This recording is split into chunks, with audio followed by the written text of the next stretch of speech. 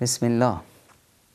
شاد کردن خونه عبادته، بازی کردن با بچه ها و با خانمت عبادته. خداوند متعال میفرمایند و عاشروهن بالمعروف، با اونها با خوشی و سعادت زندگی رو بگذرونید. اینا همش عبادته، وقت ضایع کردن نیست. نمیدونم از هیبت و مردونگی و مکانتت کم نمیکنه ها. این راه و رسم پیامبران و صالحان و نیکان بود، از اونها یاد بگیریم.